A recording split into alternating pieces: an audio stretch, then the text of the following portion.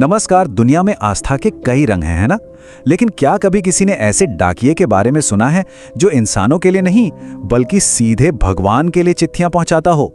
आज हम एक ऐसी ही अनोखी, एक अद्भुत परंपरा की कहानी को समझेंगे। नहीं, ये कोई कल्पना नहीं है बल्कि एक जीती जागती हकीकत है। दुनिया में सच में एक ऐसी जगह है जहां डाकिया हर रोज भगवान के नाम आई चिट्ठियों का एक पूरा का पूरा ढेर लेकर पहुंचता है। तो चलिए इस अनोखी आस्था की कहानी को और करीब से जानते हैं। हमारी ये कहानी हमें सीधे ले चलती है राजस्थान के ऐतिहासिक रणथंबोर किले में। देखिए, ये सिर्फ पत्थरों से बनी कोई पुरानी इमारत नहीं है, ये तो लाखों लोगों की आस्था का, उनके विश्वास का एक जीता जागता केंद्र है। जरा सोचिए तो, आज के इस डिजिटल जमाने में भी यहाँ हर दिन डाक से हजारों की तादाद में चिट्ठियां और शादी के कार्ड आते हैं। और ये कोई मामूली चिट्ठियां नहीं होती, इनमें बसी हैं लोगों की मन्नतें, उनकी प्रार्थनाएं और उनकी जिंदगी के सबसे खास पलों के निमंत्रण।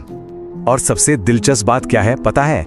इन चिट्ठियों पर लिखा हुआ पता, पाने वाले का नाम होता है श्री त्रिनेत्र गणेश जी। पता रणथंभौर किला, सवाई माधोपुर, राजस्थान।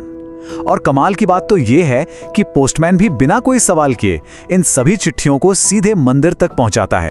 तो भाई, सवाल तो मन में आता ही है कि भगवान को चिट्ठी भेजने की ये असाधारण परंपरा आखिर ये शुरू कैसे हुई? इसका जवाब हमें कहानियों में बहुत बहुत पीछे ले जाता है।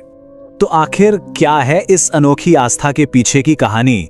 चलिए आज से निकलकर अतीत का एक सफर करते हैं और इस प्रथा की जड़ों तक पहुंचने की कोशिश करते हैं। इस परंपरा की जड़ें कहीं और से नहीं बल्कि सीधे द्वापर युग से जुड़ी हैं। वो समय जब माना जाता है कि देवता खुद धरती पर विचरण किया करते थे। ये कहानी शुरू होती है भगवान श्री कृष्ण और विदर्भ की राजकुमारी रुक्मिणी के दिव्य विवाह से। सोच कर देखिए, पूरी द्वारका में उत्सव का माहौल है और देवता भी आसमान से इस विवाह के साक्षी बनने को तैयार हैं। बारात बड़े ही धूमधाम से निकली, लेकिन तभी बीच रास्ते में कुछ ऐसा हुआ जिसकी किसी ने कल्पना भी नहीं की थी। भगवान कृष्ण का रथ अचानक बस रुक गया, 1 इंच भी आगे नहीं बढ़ रहा था। जब देवताओं ने ध्यान लगाकर इसका कारण जानना चाहा, तब एक दिव्य आकाशवाणी हुई और उस आकाशवाणी ने उस बाधा का कारण बताया, एक ऐसी भूल जो जाने अनजाने में स्वयं भगवान श्री कृष्ण से हो गई थी।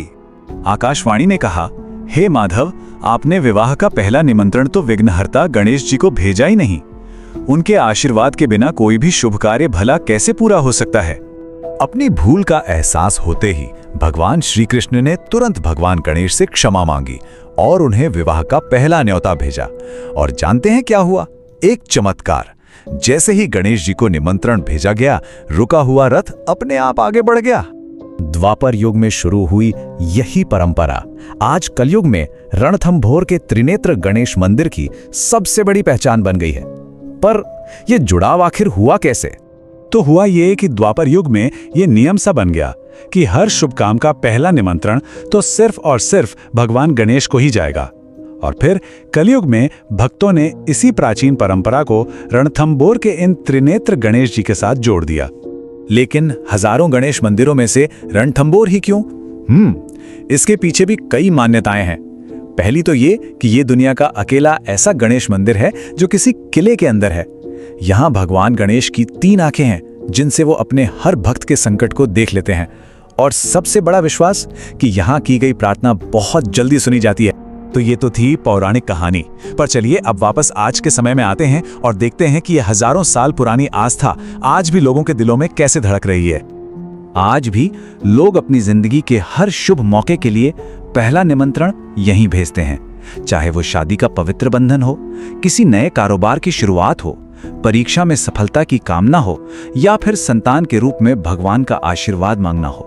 और इस अटूट विश्वास के पीछे एक बहुत ही सीधी और सरल सी मान्यता है कि यहाँ भेजा गया निमंत्रण कभी अनसुना नहीं होता। और शायद यही वो विश्वास है जो भारत और दुनिया भर से लाखों लोगों को अपनी चिट्ठियां यहाँ भेजने के लिए प्रेरित करता है। तो ये थी कहानी उस दिव्य डाकिये की जो आज भी हर रोज बिना थके रणथंभौर में विघ्नहर्ता के नाम आई चिट्ठियां उन तक पहुंचाता है। ये आस्था, परंपरा और विश्वास की एक ऐसी अनोखी मिसाल है जो सदियों से चली आ रही है और शायद हमेशा चलती रहेगी। गणपति बप्पा मौर्य।